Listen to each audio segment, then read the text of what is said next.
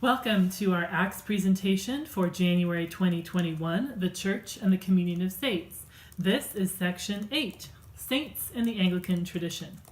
So if you go to the prayer book preface, it describes prayer book liturgy throughout the ages and the history of the church in England. This is an important way that we know that saints are critical to the Anglican tradition.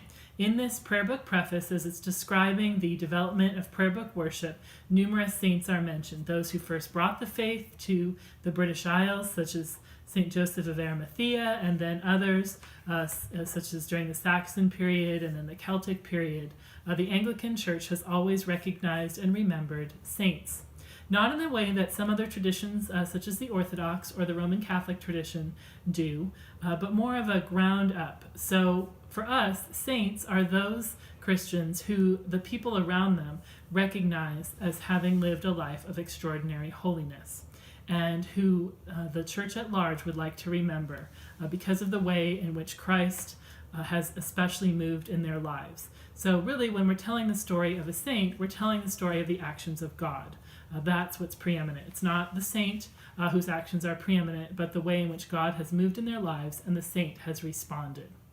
And there's some very practical ways that Anglicans keep track of these saints, such as having a calendar. So if you look in the prayer book, every prayer book beginning in 1549 has had a calendar of saints and remembered different saints. Many of them biblical saints, and the composition of this calendar has changed over time as the prayer book has been updated and revised, but there has always been a calendar of saints within the Anglican tradition.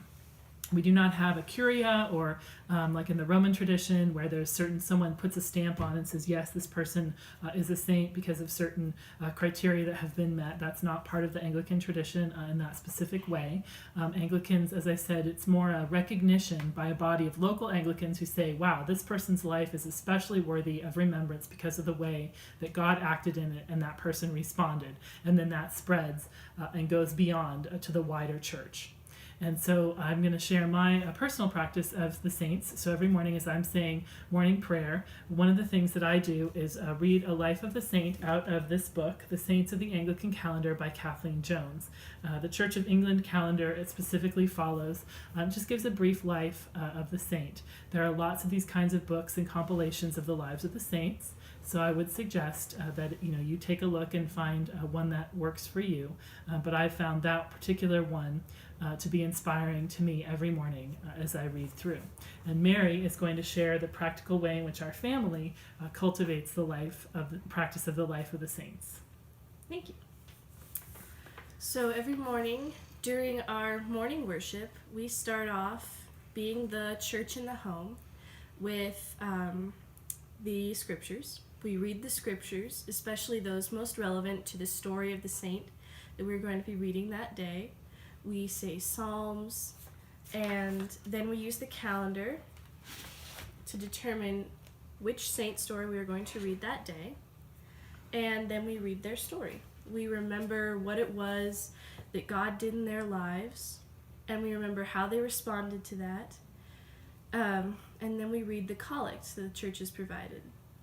Unlike other traditions, we don't pray directly to the saint. We pray to God that he would help us to possess those same charisms and gifts and the strength that the saint has showed, that he would help us in the way he helped them, help us to remain strong. And then we finish with the Apostles' Creed, remembering the whole church and what we believe. Thank you. So the calendar that Mary showed is the Anglican Church in North America's liturgical calendar.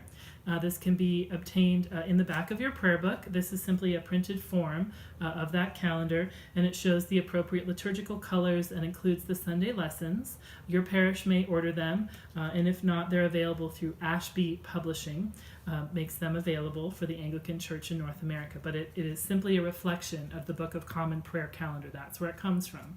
And this book that Mary mentioned is the Lesser Feasts and Fasts. It's a a compilation of the lives of the saints arranged for worship. So it includes a collect and appropriate readings, as well as a description of the life of the saints. This particular edition is still from the Episcopal Church, printed in 1997. The Anglican Church in North America, as I understand it, is currently working on an updated version that will reflect the Anglican Church in North America calendar.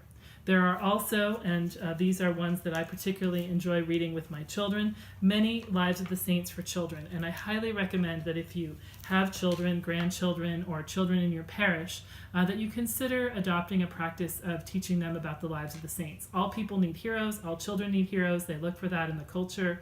We in the church have heroes and heroines of the faith that we have, that we can share with them, that they can see what it is to live the life of Christ. Because again, the life of a saint is the life of Christ. Thank you.